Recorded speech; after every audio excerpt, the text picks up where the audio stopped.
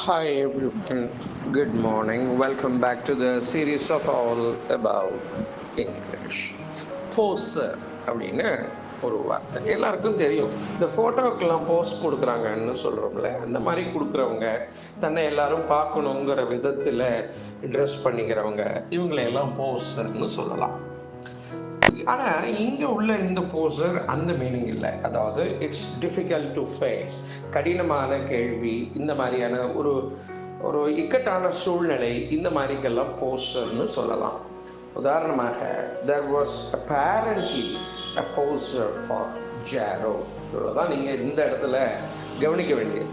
வெளிப்படையாக அவனுக்கு இது கஷ்டமான சூழ்நிலையாக இருந்தது. யாருக்கு? ஜாரோக்கு. who took his cigar out of his mouth and was a full minute in framing a reply. பட்டுன்னு அவனால் மற்றவங்க பார்க்குறாங்கன்னு சிகரெட்டை எடுத்துட்டு அதை சமாளித்து அவனுக்கு பதில் சொல்கிறதுக்கு கண்டிப்பாக ஒரு நிமிஷம் ஆயிடுச்சு, அந்த நிலையை அவனுக்கு சமாளிக்கிறதுக்கு.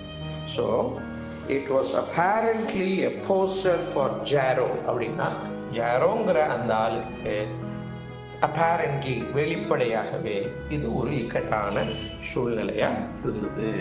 ஏன் அப்படின்னா சிகரெட் கட்டு தான் வாயிலிருந்து எடுக்கிறான், மற்றவங்க பார்க்குறாங்க, அதை சமாளிக்கு அவன் பேசுகிறதுக்கு ஒரு நிமிஷம் அவனுக்கு ஆயிடுச்சு. இதுதான் போஸ்டர் அப்படிங்கிற இந்த வார்த்தையை நவ் பெயர் சொல்லி இந்த மாதிரி ஒரு பிரயோகத்தை ஃபார்மல் கான்டெக்ஸ்டில் பயன்படுத்தலாம்.